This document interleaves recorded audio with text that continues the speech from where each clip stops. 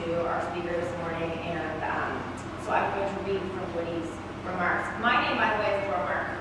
I work here at the Blake School in our alumni development office, and I coach girls lacrosse team. I'm not an alum, but I am married to an alum, and I'm also a current Blake parent. So hopefully, again, I'm not a good representation for Woody, but I do feel like I know the Blake community pretty well. So good morning, everyone. The Lake Alumni Board, of course, we want to thank them. The Alumni Board sponsors these events known as Breakfast at Lake. They happen on the third Thursday of the month, where we have the opportunity to hear from exceptional members of the Lake community. So just some housekeeping. After spring vacation, we'll have our last two events of the year. In April, author Richard Preston will speak as part of the Otis Environmental Program.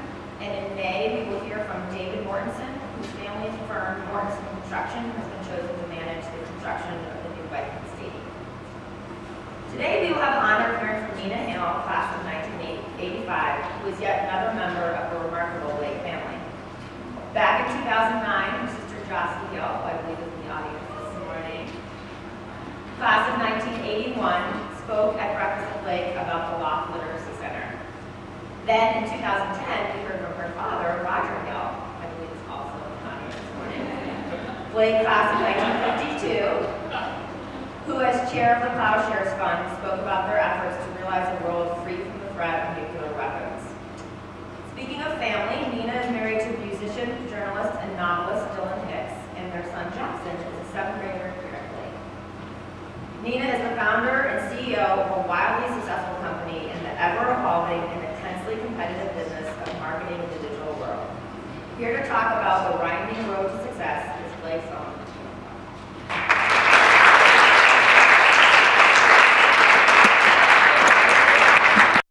I am so excited to be here, and I just thank all of you guys for coming out early and for coming down to this. So this is me in high school, a photo of me. Oh, no, wait, that's actually the dark sider, the cranky, really dark sider girl in the movie Breakfast Club.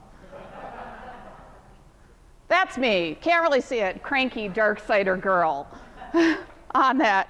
I like to think that this is more me in here, where I was like, the third time you read Shakespeare, it really comes alive. So I was spending, when I look at my school yearbook, and this is the fun club, straight scanned out of our school yearbook, and I swear to God, every single person from my class is in that except me.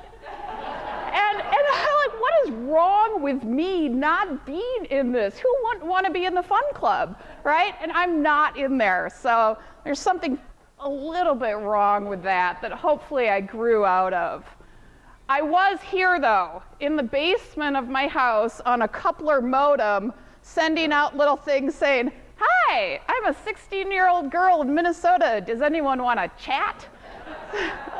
And this was in 1983, 84, sort of with experimental dial-up communities, people in Poughkeepsie, New York at IBM who were learning, basically creating the internet. So somehow that all worked out, and it all led to where I am now with this company. These are all our certificates for Google Analytics, for Google AdWords. And now I run a search marketing and social media agency.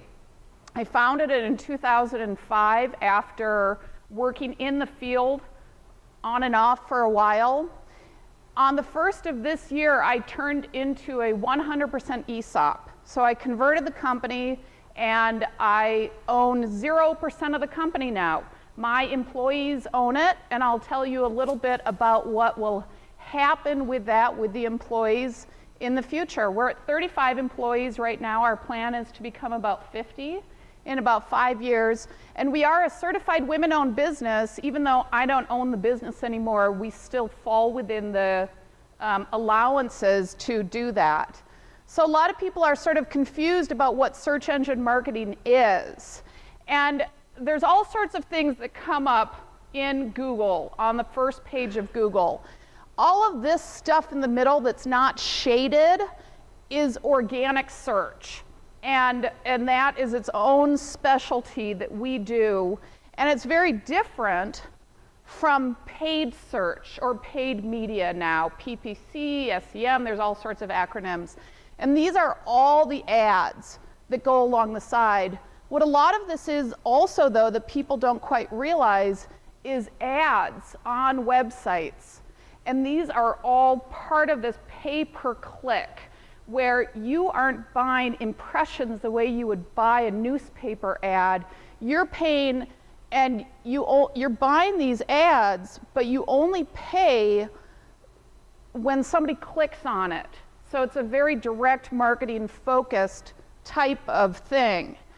It's also all these ads on social media. So when you come here, I've been looking at things on Home Depot because I've been creating this little craft palace on the first floor of my house. So I'm getting all the Home Depot ads.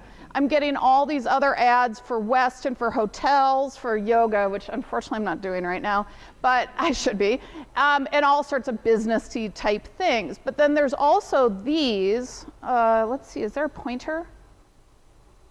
No. These are all promoted ads on Twitter, and these are promoted things on Twitter. So there's all sorts of ads in social media that we also manage as part of the work that we do. Why does this matter? Why is it a big advertising area? Is because, let's see, go forward. Oh, I bet I turned it off when I clicked that. Let's see if I can get this.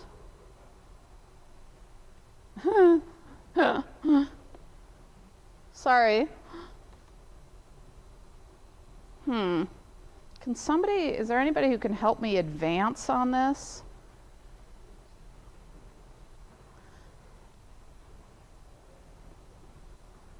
Does anybody know Macs? I only know PCs. Sorry, I think I turned it off.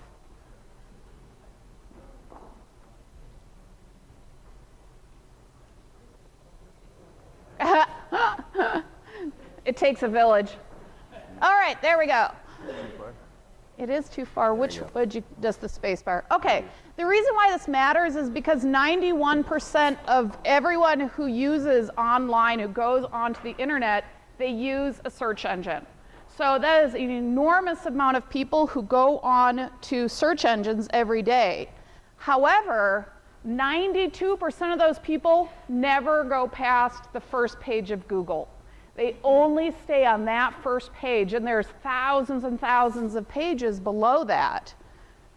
So what we do at my company is we get people on the first page of Google. That's the basic thing. We get them where the 92% of people are going to be clicking. And so when I look at this example, here's a client in this time period where I put it, client made $19 million. And when I look here, it's organic search, which was that stuff in the middle. That's, about 6 million, and paid search about 3 million. So even though I was never very good at math, that adds up to me to be about 40%, 47% of what this company made in this time period on their website came from search and came from search engines. And this is why it's a big business. Although I went to Brown and I focused on folklore.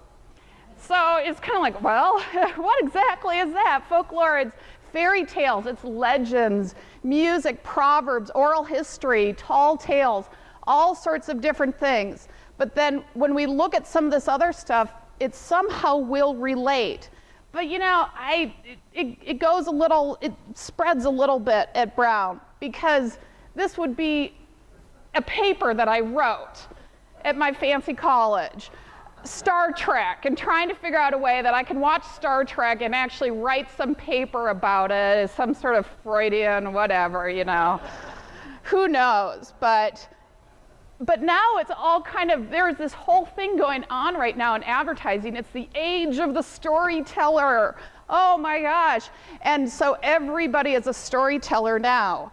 If you go to LinkedIn, to the LinkedIn network, these are just anybody with the title Chief Storyteller as their title, And just in my network alone, there's 58 people, storyteller, chief executive storyteller, founder and chief storyteller, CEO plus chief storyteller. So believe it or not, my Ivy League degree, it paid off. If you can believe it, there's my dad. Oh, thank God.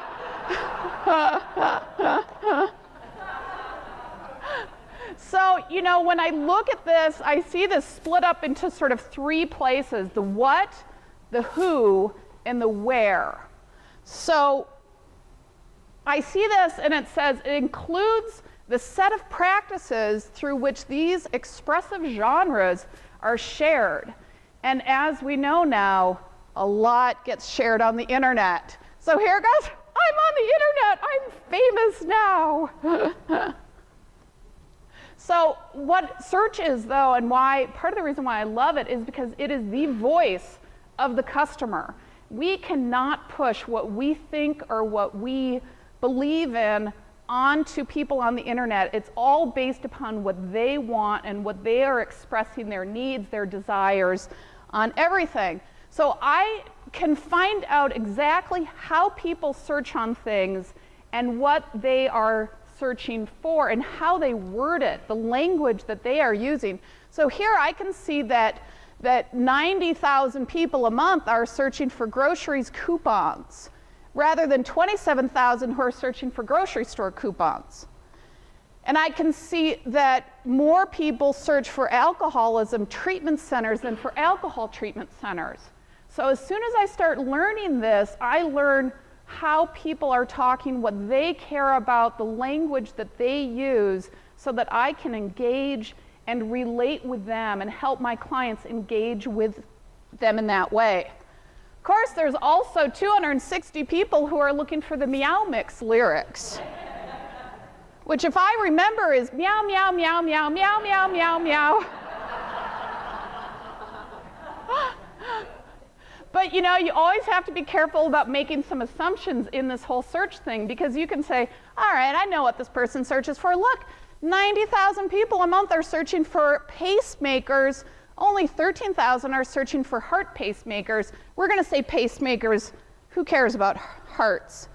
But you know what? A whole bunch of those people are actually searching for Jerry and the Pacemakers, who's a big band from the 50s. Haven't you know? So you always have to be a little bit careful on this. So in terms of paid search, it boils down to very simple practice. I figure out a set of keywords that people are using, that they care about. So here's an example that we did for Red Wing shoes, and we have all this sort of set. They're all sort of similar: vintage hiking boots, old school hiking boots, retro looking, classic type boots. So what I can do is I can take all of those and group them together, and then I can put an ad that shows up on the top of Google, so that when somebody searches on one of those words, vintage style hiking boots, I can have an ad that fits what they were looking for perfectly. And so I've got an ad that says classic style hiking boots, classic vintage style boots. You click on that, you go straight to that page on the website that is selling old school hiking boots. So you're going to make more money here. You've already got somebody who's told us what they're looking for. They're highly qualified. They're searching for that. They see an ad, they click on it. So this ad for this client had a conversion rate 3 times higher than what any other visitor to their website had. So we found out what they wanted, gave them an ad, sent them right to what they wanted. So more of them were going to go buy that. But people do more than just use search engines. 42% of online adults use social media, and Facebook is the most popular one. But we get back to folklore.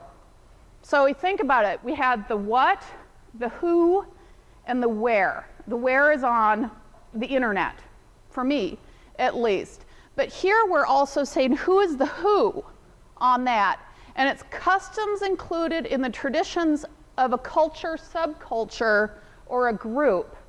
Well, since I didn't really get a job with my folklore degree immediately and I had to go to business school, I sort of start thinking about that, and I was like, you know what, that sounds like a consumer segment. And everybody wants to go online and talk about what they love to do, what they're doing, who they are. People love talking about themselves. So here we go. Star Trek, it all comes full circle around. So here is an ad that I made up a couple of days ago for this, Trek Hut. Do you love Star Trek? Here's 20% off coupon, t-shirts and more. And I can find out, because everyone loves talking about themselves, that there are 3.6 million people on Facebook who like Star Trek. So I can show an ad on Facebook just to those people who say that they love Star Trek. Well, let's get a little bit more, drill down a little bit more. Now I want to know about the people who like Star Trek and work at Walmart. And it's there, because everyone tells social media what they do and what they like to do. So now I know that there's about 17,000 people who fit within that category. So now I've got free shipping for Walmart employees. Or here, it's just creepy. I mean, it's just creepy how much I can find out about you. Here we go. The people who live in the United States, they like Star Trek, and they own a pickup truck, because all the credit card data, all the credit card providers, they connect with Facebook. They provide this information. So now we know the people who have bought pickup trucks, and they've connected it to their Facebook profile, and now we can target those people. So now I'm going to have a free bumper sticker with every purchase from Star Trek Hut. I'm going to skip this video because we don't have time. There's a video on our website.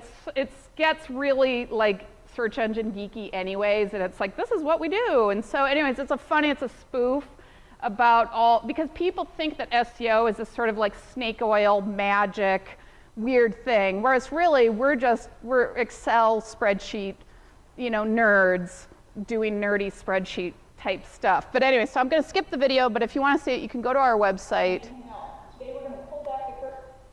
There we go, we skipped it. That's my teaser on that. This is what we really do though, and I sort of talked about this. We do paid placement, we do search engine optimization, which is that stuff, the free stuff in the middle to get somebody to come to your website, to get you on the first page of Google. We do a lot of content marketing and social media. So this is content strategy. That gets into learning the keywords, the thoughts, the loves, the interests, the subcultures, the consumer segments that people are in, and developing great content for them, seeding it out into social media, and then making sure that we know where they are online and getting that content in front of those people. And my company, all we do is lead gen and e-commerce. So we're hardcore data analytics. I've got a data scientist on staff. We've got a full, big data sort of group on that. We work with, because I have crippling motion sickness, we work with a lot of Minnesota companies, Minnesota-based companies. We have a couple of, as we say, we've like branched out to Wisconsin to work with Harley on that. But we work with a lot of different companies. We have at any given time about 60 or 70 projects and clients going on. Most of our clients are long-term because you keep doing this. So we've got some clients who we've been with and been working with them since 06, 07, when I really started hiring up and adding more people. But here's the deal, is that I get paid to track everything you do online. I can see everything. It's just, I'm like a little stalker online here. So I can see that for this other client, that news junkies and avid readers, about 1% of them will buy or have bought when they came to the site. But shopaholics, only about half of that number will buy when they come to the site. So it's very much thinking about who is our target audience, who do we want to show ads to, because now I can buy a group of shoppers and shopaholics or news junkies, and I can show them ads wherever they're going. It's just creepy how much I know about you. So I know that about 17,000 people search for snowball cookies. right around Christmas, which is when everybody bakes on that. I want to get more information. I can find out where they live. They're kind of more up in the East Coast and on the coastal areas, maybe someplace where there's more snow, and so you're making the snowball cookies. I can also follow you everywhere. If you've ever seen those ads that you go to a website and then you keep seeing an ad all over the place later on, that's us. So here, I went to the Room and Board website. They're a longtime client of ours, and now the Room and Board ad is going to follow me around everywhere. So here's an example of an ad of this in motion. So we did this for tinnitus for a client of ours, Starkey, who makes a product for tinnitus that you get from ear damage, mainly from loud noises and various things. So we targeted people who really suffer from tinnitus, real groups, which are motorcyclists, gun owners and hunters, and people who like loud music. So we found ads, and we placed ads not on the side of Facebook, but right in the middle, the story about how this really helped people. We had these testimonials about how their tinnitus really was cured or was really treated by this product that Starkey makes. So in this one, that specific targeting, the place, the where on that, we had 150% more appointments to purchase this product and a 400% decrease in the appointment cost because we could laser in and target in to that specific audience who were very receptive to this product that could help them out. So the internet is fun, though. There's all sorts of goofy things. You've probably heard of a meme. And what is a meme? I just don't have time to tell you this. Just no time to explain Get in the Llama. This is a big meme. It was crazy popular. People were sending this around. Nobody knows what it means. It's just funny looking. But a meme is really, it's an idea or style that spreads. It's viral. When you think about something that's viral, it spreads from person to person, but people take something, they incorporate it, they change it themselves, and then they go out there and they put their own personal stamp on something. An incredibly popular meme thing is this thing called lolcats, laugh out loud cats. It's a website called I Can Has Cheeseburger. And what this is that people take photos of cats and then they put the caption that their cat supposedly said, and it's very important to misspell things because of the cat. So here, somebody steals the milk. Sorry, I knows nothing about that. And, I love looking at these, incredibly popular. Here's another one, awkward family photos. So this is a website where people find really awkward, old, vintage family photos or new ones, and they post them to this website. And they talk about it and everything. So tons of people go to this website, or tons of people will go watch a video on YouTube, and the websites make money by selling advertising. So here, I take my client, JCPenney Portrait Studios, and we put ads that say, get a good family portrait. Come and get good photos from us so that you don't end up here. That your child in the future will do that.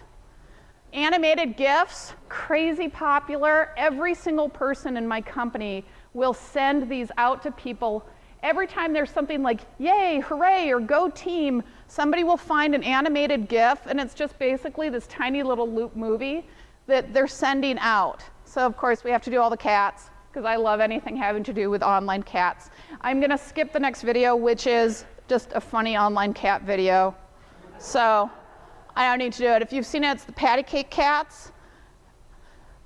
Now, what we do, they still aren't really teaching people how to do this. And we're not actually making these viral videos and this super fun stuff. We're figuring out where they're being played, who's watching them. So it's not quite as sexy as going and working at an ad agency where you're actually making these videos or coming up with a creative. So, I've got 35 employees, and there aren't a lot of people who really know how to do what we do. And it still is a growing field. And so I have recruiters circling my company all the time. And there's a couple of people the other day, they just shared a couple of the letters. They're getting letters like this about twice a week. Every single person gets contacted by a recruiter saying, I've got this great job for you. Are you looking for a job? There's this place that's hiring. We want to hire you. We're going to pay you a bunch of money. All these types of things. So I have to work really hard to try to keep my employees. So I'm just gonna share a little thing. This is my sort of thing, how not to choose employees. And I'm just sharing this because this is work psychology testing that I've endured. When I have gone to, I had to take, various tests. You take all these personality profiles when somebody's hiring you. So here's a couple of these questions. One, there was this question, you had to choose between strongly agree and strongly disagree on a scale. The question was, I have strong opinions. Between strongly agree and strongly disagree. Okay, so, if you're like me, you just start vibrating with how you want to answer this. Because you just see this, and it's a ridiculous question to begin with. And you just have to answer, I strongly disagree to that. So I was just like, I can't let this go. I have to play with this answer on that. Here's another one, ridiculous question, right? It's hard to see this. It says, I am fascinated by fire. Now, who in their right mind in a job interview is going to say strongly agree? Unless it's like a pyrotechnics firm or something on this one. So this one, I just crossed out completely and I wrote, who isn't? But there's a serious side to sort of creating a good culture on that, and I see it in three main areas. It's professional, spiritual, and financial. And there's things that you really need to do within all of these quadrants, or not quadrants, trivents, to do that. And professionals, you need to create an environment where people are increasing their professional capabilities and where they are feeling that they have challenge, that they're learning things, that they are going to, move on to another job as a better employee in the future. So, professional. Spiritual isn't about religion, it's about your soul. And so a lot of different things to make you feel good about where you're going to work and who you're working with. So recognition, a lot of work-life balance. My company has 40 to 45-hour work weeks for almost everybody, and that is way lower than most of the other agencies in town. And so we have summer hours where we try to take off Friday afternoons in the summer, a lot of vacation time. We do a lot of fun stuff in the office and a lot of company outings on that. And financial, you still have to give them competitive wages. We have tons of raises, bonuses. We have really good benefits. We have a monthly trip lottery where we give away a trip, or it's like Starwood's loyalty points. Every month we give away 60,000 points to one person, pull their name out. We're almost at the end of all the 35 people, and then we'll start over at the end of the year when we run out of people. And a lot of transparency. We're very open with our employees about how much money we're making, what our profit margins are, what our goals are, and everything. We also changed into an ESOP this year, which is that I sort of sold the company to the company. And now there is a trust that owns the company. I own 0% of Nina Hale right now. And every year, the stock will be released to all the employees who are still there at the end of the year. It's a very short time frame. They don't pay anything for it. Nothing has been taken away. They still have their 401ks. Everything is the same, except they just get the stock each year. There's no strike price, none of that. And it's a short one because it's ad agency. I was like 15 years. I've got people who'll be on to their fifth job by that time. And so 15 years, this stock will be entirely distributed by then. So, the numbers that we crunched in our little spreadsheet, jockeys said that, for some of the long-term employees, this could, if all goes well, this could be worth hundreds of thousands of dollars for each and every one of them. So it's a very exciting thing for me to be able to do on that. I win because I have sold the company. I could have sold it for more to somebody else, but my employees win. We keep this great culture, we keep this great group of people together, and our clients win because now they've got these long-term people who are still there, who know their company, who know everything, and are really care about results. I've liked to say that we're not going to get better results because we already have great results. We're just going to get more long-term employees on that. And then I cut back my hours. This is my little craft palace that I've created. I take Thursdays off the grid now, and I do upholstery and all sorts of different crafts down in my first floor, because when I was confused in between folklore and business school, I also went to school for upholstery on that. But my goal is to I take Thursdays off the grid, and my goal is to work a 40-hour work week this year, and someday to be working part-time on that. So in all the different things I've learned of all the times that we've won the best places to work, I think it all kind of circles back to that yearbook photo in the very beginning, which is to please join the fun club. And this is all of us at the state fair. So anyways, I was able to shorten it up, and I thank you so much for coming. If anybody has any questions, I'd love to answer them.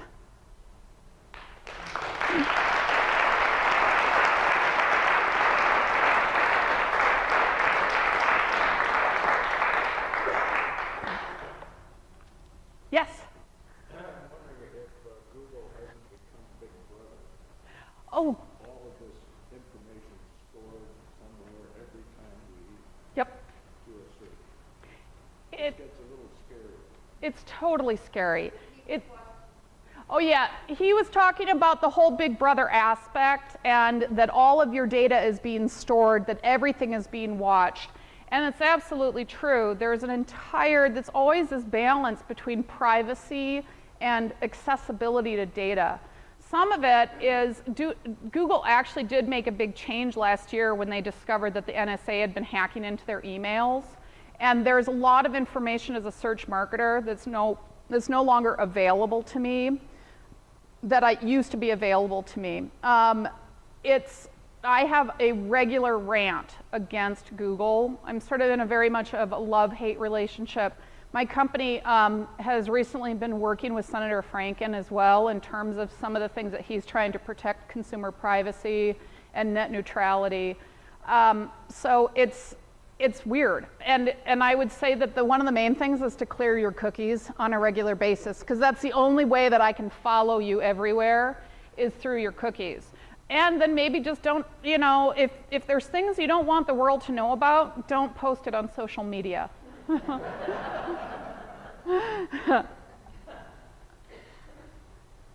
Did I answer your question though? Sort of, yeah. I think that as a somewhat, I think that, this sort of millennial culture, of which I'm definitely not in, has a much more sort of free and easy idea of privacy, and they just figure people know everything anyways, and so they're not so worried. But when you look at all the data breaches going on, all the credit card fraud happening, it's a great concern. And we've actually held back some of our clients who wanted to do those remarketing ads, and I've said, slow down, because you're a giant healthcare company, there's privacy, there's all sorts of things, and if they're going to write an article, they're going to look for somebody like you. So you've got to be careful and aware of that. Yes?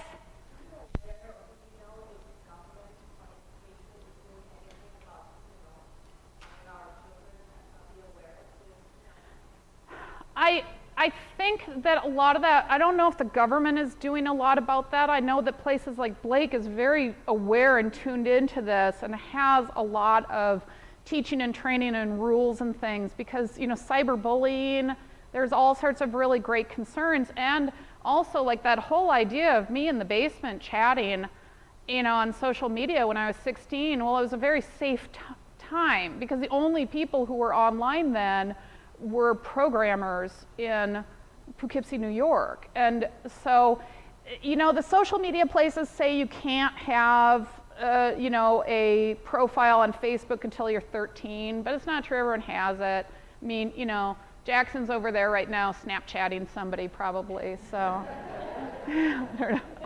It's a concern, and I think that a lot of it falls to the parents to be aware, but it's hard because you can't invade your own kids' privacy and lives. So, yeah. Over.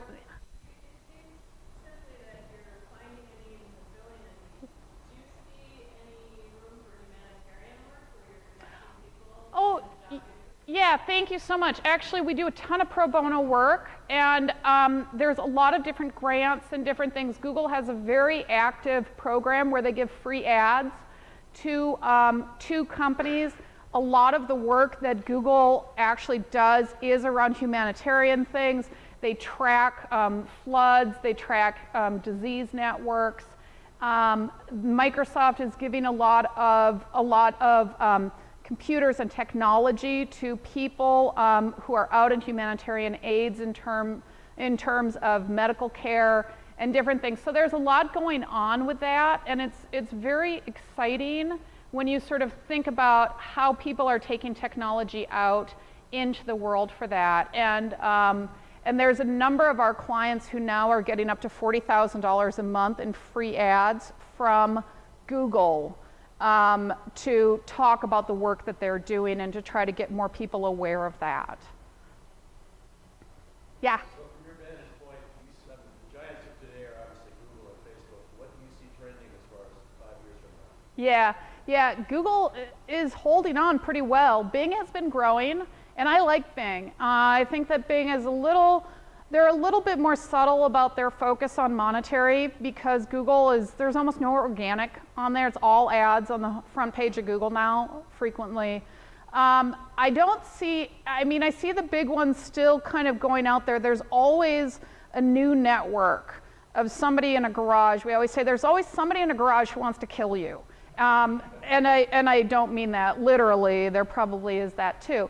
But so I think that Facebook will still hold on. I know that there were some things saying that Facebook was going to go the way of MySpace, and they're just such totally different networks. I don't see that happening. I think there's a lot more sort of some of the private privacy type programs that you're going to see. Pinterest has been huge. It's huge for some of our clients. So I think that wearable devices and voice activation, those are the big things I'm really thinking about right now, is how language is changing and the language that people interact with is changing. There's still all of the networks and the social networks where people go to their friends for advice and ideas and connection. But I don't see any huge new players. Usually when somebody starts becoming a pretty big startup, Facebook or Google or somebody will swoop in and pick them up. But Pinterest is a great example, though, of something that just completely exploded and grew, and they're still holding on and not selling it. It's just a couple who started it. Yeah, absolutely. Yeah, Google is very, very good, and they bought Nest, the thermostats, who compete with my client, Honeywell. And so they're looking into all sorts of different ways to sort of get in further, and they're into aerospace and the cars and all sorts of things. So I sort of answered it, sort of didn't.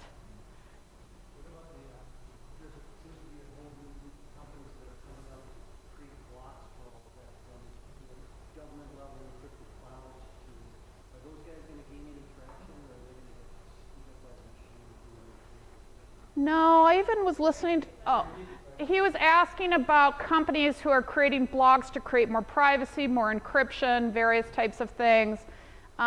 We've got a client who does the Bitcoins, and they're trying to figure out all the regulations on that so that it's actually less criminals and more, I don't know, speculators or something,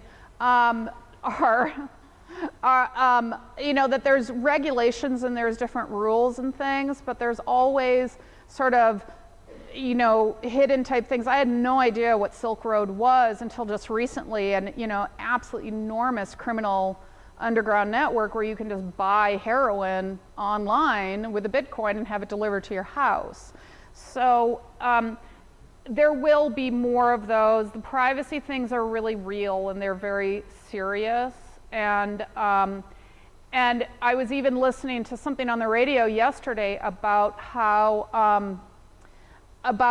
Europe is really seriously considering building their entire own internet so that they do not have to have the United States, who is very good at breaking into every single network out there, so that they can keep all of their things away from the United States security, breaking in and hacking into their programs. So when governments themselves are even considering what does this mean and how do they protect themselves, it's a pretty serious thing. I mean, there's the future of terrorism is cyber terrorism, and it will be that. That was, the slowing all of the nuclear builds in the Middle East was a group of hackers who were part of the United States who basically shut down the centrifuges and tried to slow down the building of it in either Iran or Iraq. So it's a huge concern. I don't know as much about all of that. One of the guys on my staff knows a lot, and he tracks that very carefully. But it's our duty to learn more about that, and so we've been talking about that lately, is to think about that more. There was I've just got to say this, that in a lot of the data that got released with all the NSA leaks, there was one that was a hand-drawn sign of how they hacked into Google's network, and they have a smiley face, like a big smiley face. This is where we hacked in. It's creepy. Susan, you were mentioning wearable devices. Yeah. How does that play into our lives? Yeah. You have some Google. Yeah, I've got the Google Glass. So that's more, wearable devices gets more into actually just voice recognition. So talking to Siri or OK Google.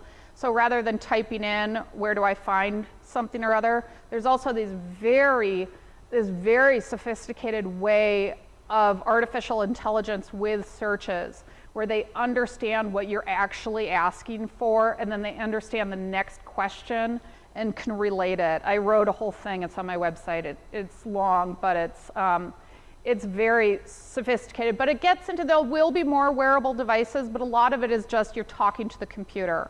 And there's a great Star Trek little snippet from that as well that's on my thing on my website. So sort of, not everyone will wear the Google glasses. I never wear them, they're dorky, so yeah. Somebody back there had a question? You have a very unique path. Yeah. Where you started, where you are today. But if a Blake student came to you and said, "This is amazing. This is the business I want to be in. This Yeah. is the category I want to be in," what advice would you give that student?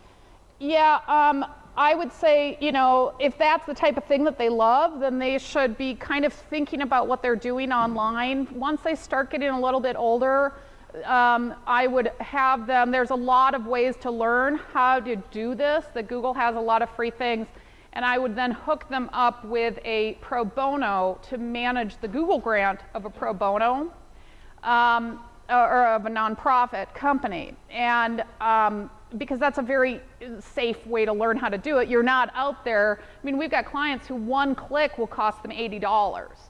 So, you could really mess up pretty fast in putting these ads out there.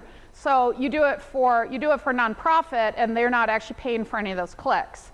So I would say that type of thing. And then, there's always their church who needs a website. They've also always got a friend or a relative who needs to have their map and their location found on a website. There's all sorts of weird little things that they can do to do that. But I would say the biggest thing is just to continue being interested in it and to learn Excel. Excel's really important. And I'm terrible at Excel, but I've gotten slightly better through necessity. Nora.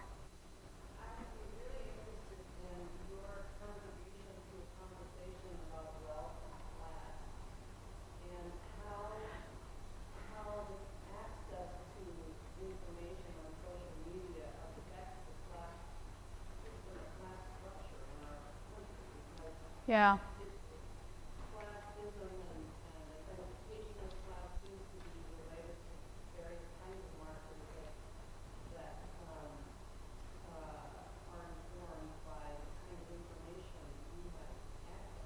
Yeah. Well, and you can target by, Latinas or something on there as well. In a lot of ways, it breaks it down, and you have a lot of people where their smartphone is their access to the internet, and so there's certain groups who actually, and there's also certain groups who connect. There's all sorts of data from Nielsen on this, on exactly like people with an Asian background are this much more likely to believe what their friends say online and to purchase. And so there's all sorts of different things with that. In some ways, it's a great equalizer because because the internet access is becoming so much more ubiquitous, and you can do so much connecting to the internet from your phone that you have a lot of people, and there's also a lot of, and so this is more around culture and race, around that, where you also can really find your sort of tight network. I know that for like rural kids, or even like rural kids who are LGBT, it's an incredible way to actually see. There's this fantastic series on Facebook of this, I think it's called like You're Not Alone, or It Will Get Better, or something. And it's just amazing, this whole kind of thing, like you're gonna move past this, and you might be in this terrible place right now, and we're all here for you. So you can find these communities online and break past that. At the same time, I once complained where I was like, my God, Facebook, it's just totally white. Everything about it is white. Everybody on it is white. The whole background is white. It's white, white, white. And then I realized, I was like, oh my God, it's just my network is white. And it's really not just like that. So it's still, you're still really identifying yourselves that way. There's somewhere people build avatars. When you look at things like the online education network and the entire rise in online education and like Capella, the schools like that, a lot of the people who go to those numbers are much higher in minorities because they are not there.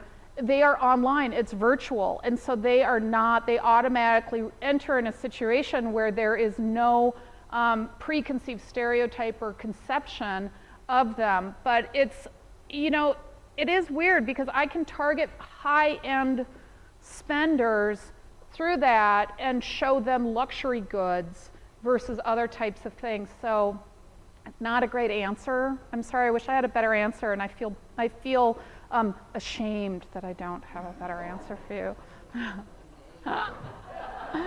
I think we've gone over. I thank you so much for your questions. I don't want to keep anybody, so run away or ask me more questions.